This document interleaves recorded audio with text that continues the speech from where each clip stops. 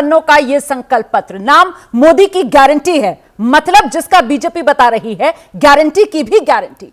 और अब इसी को लेकर पार्टी 24 चुनाव में उतरने की तैयारी में है। इसी पर बात करने के लिए एबीपी न्यूज पर लगातार खास मेहमानों के जुड़ने का सिलसिला जारी है और इस वक्त हमारे साथ बेहद खास मेहमान हैं, देश के विदेश मंत्री हैं एस जयशंकर जी हमारे साथ मौजूद हैं। बहुत शुक्रिया सर एबीपी न्यूज के लिए समय निकालने के लिए और बहुत स्वागत आपका एबीपी न्यूज में। आपसे मैं सबसे पहले यह समझना चाहती हूं 2047 विकसित भारत का संकल्प सिद्ध करने के लिए इस मोदी की गारंटी की बुनियादी बात क्या है? रमाना जी, सबसे पहले आपको, आपके श्रोताओं को मेरा नमस्कार। आज जो संकल्प पत्र जिसका लोकार्पण हुआ था, ये मोदी की गारंटी जो है एक किस्म से 10 साल की रिपोर्ट कार्ड भी है। आने वाले चुनाव के बाद मोदी 3.0 की प्लान भी है और जैसे आपने कहा कि अमृतकाल की यात्रा 2047 तक, उसके लिए रोड मैप भी है। तो तीनों हैं। अगर आप देखें रिकॉर्ड में पिछले 10 साल में हम टॉप 5 इकोनॉमी बन चुके हैं। हमारे यहाँ जो प्रगति, जो उन्नति जो हुई है, बड़े बड़े योजनाएं हैं जो आज प्रगति भी है, समावेशी भारत भी इसमें उभर रहा है। कोविड की चुनौती का हमने बहुत दृढ़ता से और सफलता से सामना किया। आत्मनिर्भर भारत को हम आगे ले गए। गति शक्ति, इसका आपका परिणाम आपको इंफ्रास्ट्रक्चर में दिखाई दे रहा है और अंतर्राष्ट्रीय स्तर में मैं कहूँगा भारत की प्रतिष्ठा जो है आज सबसे ऊंची है।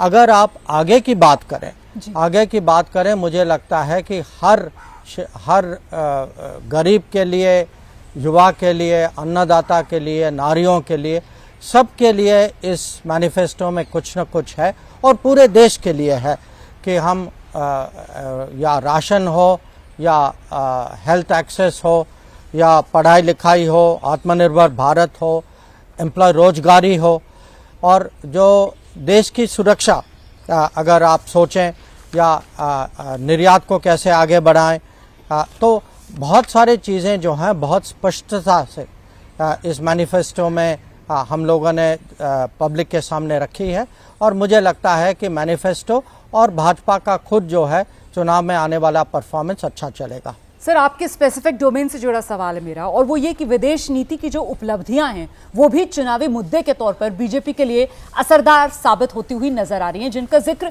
इस संकल्प पत्र में बीजेपी की तरफ से किया गया है। ये जो एक तरीके से बदलाव या शिफ्ट आया है कि विदेश नीति और चुनावी मुद्दे के तौर पर फायदा पहुंचाने वाली रणनीति, ये क्या जो छेड़ोगे तो छोड़ेंगे नहीं, घर में घुसकर मारेंगे, उसकी वजह से ये शिफ्ट है, या फिर कोरोना काल में जिस तरीके से एक विश्व गुरु और वैक्सीन मैत्री हमने करके दिखाई दुनिया को, उसकी वजह से शिफ्ट है, या फिर ये युद्ध में दो खेमों में बटी हुई दुनिया और भारत तटस्थ और अपने हितों की रक्षा करने में हम पूरी तरीके से सक्षम, उसकी वजह से आपको ये तब्दीली लगती है? सर रमानी जी, इसके बहुत कारण है, बहुत पहलू हैं। एक तो मैं कहूँगा कि जो भाजपा सरकार जो है, जो मोदी सरकार जो है, पब्लिक को अब 10 साल बाद ये विश्वास जरूर है कि जो वह कहते हैं वो करते हैं। और ये भी है कि दुनिया विदेश नीति में हमारी जो परिप्रेक्ष्य जो है वो भारत फर्स्ट है कि हम अपने हितों के परिप्रेक्ष्य से हम अंतर्राष्ट्रीय संबंधों को आगे ले जाएंगे। इसका अगर मैं उदाहरण दूं, आप जानते हैं कि उक्रेन युद्ध के समय में हम पे काफ़ी दबाव था कि हम रूस से तेल न लें। अगर हम नहीं लेते तो तेल की कीमत बढ़ जाती देश में। या आप ये भी जानते हैं कि हमारे विद्यार्थी वहाँ फंसे हुए थे। हमने पूरा बल लगाया, एयरफोर्स का उपयोग किया, अपने बाकी हवाई जहाज़ों का किया, मंत्रियों को भेजा और सबको हम सफलता से निकाल पाए। आज देश में भी अगर इसका एक उदाहरण और दूं, आप देखते हैं कि राजनीति के कारण दुनिया हम पे विश्वास करती है, कूटनीति के कारण। और एप्पल जैसा कंपनी, मशहूर कंपनी जो है, भारत में अब अपना फ़ोन बनाने लगा है। और ज़रूर जो आपने जिक्र किया कि आतंकवाद के विषय में हमारी पॉलिसी, भाजपा की पॉलिसी, मोदी सरकार की पॉलिसी है कि इस पर ज़ीरो टॉलरेंस होना चाहिए। अगर ऐसे हमें कोई खतरा दिखाई दिए तो हम इसका ज़रूर मुकाबला करेंगे। हम लोगों ने पहले भी कहा है कि आतंकवाद जो है वो किसी नियम का पालन नहीं करते, किसी की कदर नहीं करते, और उनको जो जवाब देना चाहिए हम देते भी आए हैं, आगे भी देते रहेंगे। ठीक है सर, ये जो संकल्प पत्र है इसको लेकर बीजेपी की तरफ से साफ कहा जा रहा है कि साहब जो आत्मनिर्भरता है उस ओर देश को लेकर जाना है, और संकल्प है हमारा कि 2047 तक विकसित भारत बनाना है, और विश्व गुरु के तौर पर, विश्व मित्र के तौर पर भारत की जो साख है, जो पहचान है, उसको और बुलंदियों पर लेकर जाना है। लेकिन वही दूसरी तरफ विपक्ष है सर, और वो विदेश नीति, खासतौर से चीन और भारत की जमीन, इस तरीके के तमाम सवाल उठाकर घेराबंदी मोदी सरकार की करते हुए कि साहब मैनिफेस्टो और चीन को लेकर तो चुप्पी है। देखिए, विपक्ष जो है, विपक्ष तो आलोचना करेगी जी। क्योंकि अगर उनका रिकॉर्ड देखें उस पर तो मैं बात ही नहीं करना चाहूँगा।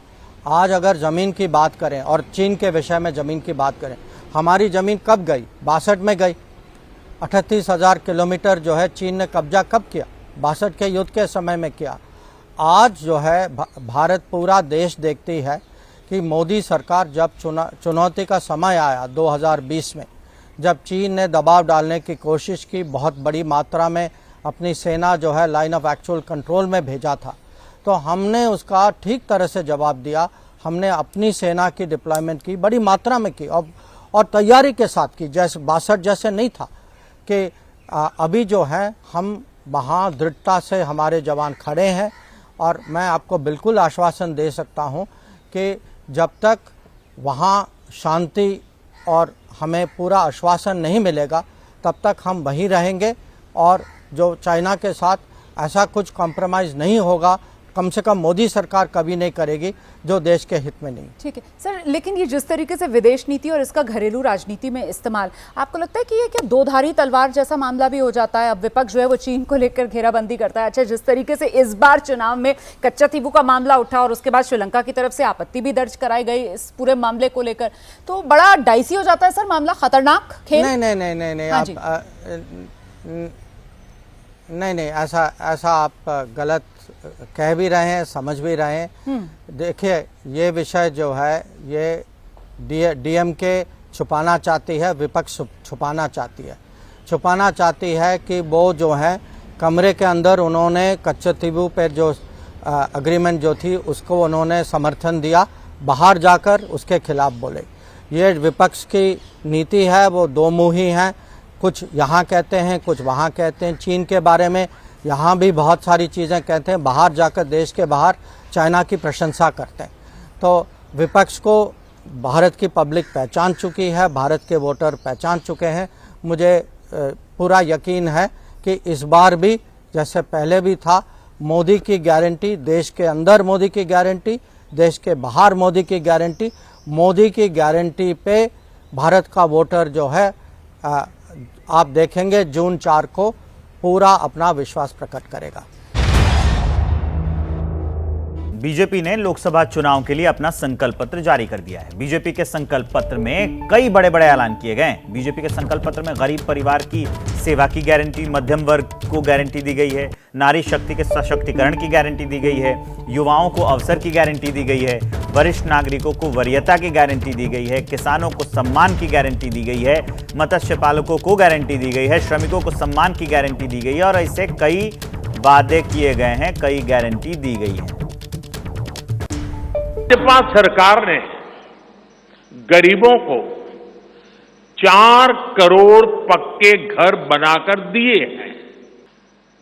अब जो अतिरिक्त जानकारियां राज्य सरकारों से मिल रही हैं, क्योंकि परिवारों के विस्तार होते हैं, एक घर से 2 घर बन जाते हैं और खुद नया घर बनाने की शक्यता, संभावना नहीं होती है, तो उन परिवारों की भी चिंता करते हुए हम 3 करोड़ और घर बनाने का संकल्प लेकर के आगे बढ़ेंगे। भाजपा का संकल्प पत्र देश को आत्मनिर्भरता की तरफ ले जाने वाला है। डिफेंस सेक्टर हो, एडिबल ऑयल हो, एनर्जी इंपोर्ट हो, भारत कब तक दूसरे देशों पर निर्भर रहेगा? इसलिए भाजपा का बहुत बड़ा फोकस ग्रीन एनर्जी और एनर्जी में आत्मनिर्भरता पर है। भाजपा का संकल्प भारत को दुनिया के हर उभरते हुए सेक्टर्स का ग्लोबल हब बनाने का है। वो समय दूर नहीं जब भारत दुनिया का ग्रीन एनर्जी हब होगा, फार्मा हब होगा, इलेक्ट्रॉनिक्स हब होगा, ऑटोमोबाइल हब होगा, सेमीकंडक्टर हब होगा, इनोवेशन हब होगा। वो दिन दूर नहीं जब दुनिया के बड़े बड़े इकोनॉमी सेंटर्स भारत में होंगे। एक बहुत महत्वपूर्ण कदम हम उठाने जा रहे हैं आधुनिक भारत की और विकसित भारत की दिशा में जाने के लिए। उत्तर भारत में एक बुलेट ट्रेन, दक्षिण भारत में एक बुलेट ट्रेन और पूर्वी भारत में एक बुलेट ट्रेन, वैसे उत्तर, दक्षिण, पूर्व, पश्चिम चारों दिशाओं में एक एक बुलेट ट्रेन के प्रोजेक्ट से हम आधुनिकता की तरफ जाने को गति देंगे। बीजेपी ने संकल्प पत्र को जो जारी किया है उसको लेकर विपक्ष ने एक सुर में निशाना साधा है। कांग्रेस ने बीजेपी के घोषणा पत्र को झूठ का पुलिंदा बताया है। आरजेडी, आम आदमी पार्टी, उद्धव ठाकरे ने, शिवसेना ने भी, जो उद्धव ठाकरे वाली शिवसेना है उसने भी सवाल उठाए। अब युवा तो नौकरी के लिए तड़प रहे, रास्ते पे आए हैं और इन्फ्लेशन इतना बड़ा है कि उनको फिक्र नहीं है इन्फ्लेशन की, अनएम्प्लॉयमेंट की।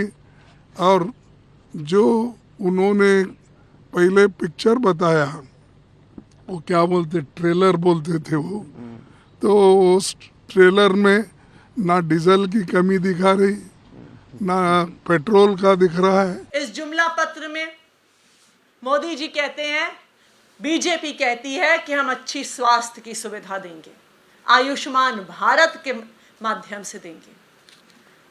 इससे बड़ा जुमला शायद इस पूरे जुमले पत्र में कहीं नहीं होगा। जिस आयुष्मान भारत का डंका बजा रही है भारतीय जनता पार्टी, पिछले साल में पूरे देश भर में आयुष्मान भारत पर पूरा खर्चा मात्र 8,000 करोड़ हुआ है, जो दिल्ली जैसे छोटे से राज्य के भी स्वास्थ्य बजट से कम है। मांस मच्छी की बात करते हैं वोट मांगने के लिए, विकास के ऊपर बात करिए ना। 10 साल आपने राज किया है, तो 10 साल आपने क्या किया उस बारे में जनता को बताइए और वोट मांगिए। 80% किसान हैं, 80% किसानों के बारे में जिक्र नहीं। कितना नौकरी देंगे नहीं देंगे इसके बारे में कोई चर्चा। रोजगार तो एक नौकरी की नहीं है। बिहार जैसे गरीब प्रदेश, बिहार के साथ साथ और कितने गरीब प्रदेश, उनको आगे बढ़ाने के लिए कुछ नहीं, केवल इधर उधर की बातें। भाजपा का घोषणा पत्र वो झूठ का संकल्प पत्र है। जिस तरह से भाजपा ने 2014 में, 19 में जनता से वादे किए थे, बहुत हुई महंगाई की मार, अब की बार भाजपा सरकार, बेरोजगारी दूर करने के वादे, किसानों की आय दुगनी करने के वादे, उन सब वादों का, उन सब सपनों का क्या हुआ भाजपा ने नहीं बताया। भाजपा का ये घोषणा पत्र केवल झूठ का पुलिंदा है।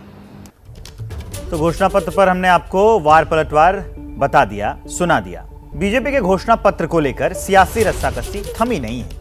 कांग्रेस ने घोषणा पत्र को लेकर बीजेपी को घेरा, तो योगी आदित्यनाथ ने घोषणा पत्र की तारीफ की है। वो दोनों बयान आपको सुनवा देंगे। 14-19 में जो माहौल था वो स्थिति रही नहीं हम लोगों की।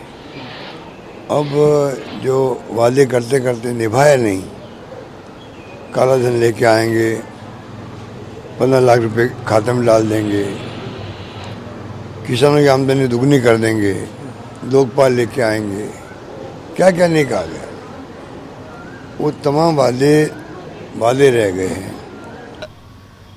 देश के सभी नागरिकों को एक मोदी की गारंटी है। गारंटी का मतलब